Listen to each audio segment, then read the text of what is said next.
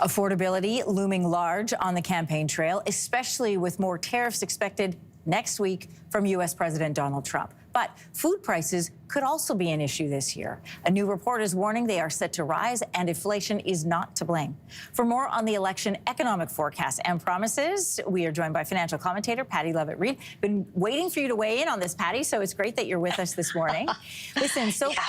Yes, Liberal leader Mark Carney and Conservative leader Pierre Poilievre have both proposed varying income tax cuts.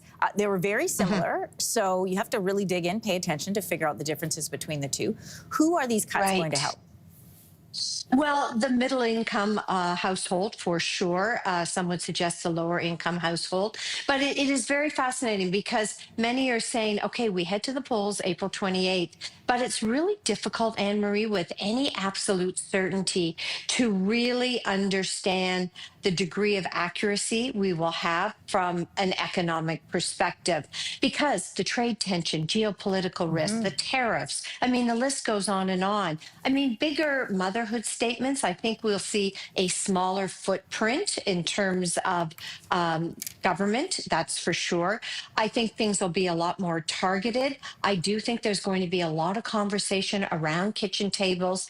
And I will say why I believe personally it feels different this year is the kitchen table election platform is always very different than the main one, because households are saying, what does this mean for me? Yeah. And I get that. We do that as well. But I think the bigger issue this year, and I do think it'll come into play, is what does this really mean for our country? So it's the 1-2 punch. And I know we're going to talk about food prices because it's a big one, but I do think households are looking at both arenas. Yeah.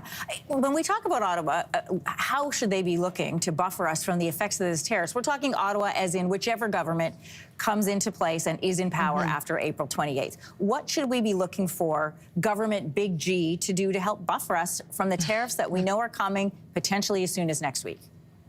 Well, I do think, and we are starting to hear that maybe the tariffs towards Canada will be a little less than originally thought. I do think we'll be watching the Bank of Canada in terms of interest rates, where inflation goes. Households, how are they going to be impacted? Who loses a job? And what kind of government support will we get? It's not going to be a one and done, Anne-Marie. I think things are going to be looked at one-offs. We know for a fact, just given where the targets are, certain sectors are going to be hit more so than others. And so I do think that's going to sort of drive the agenda.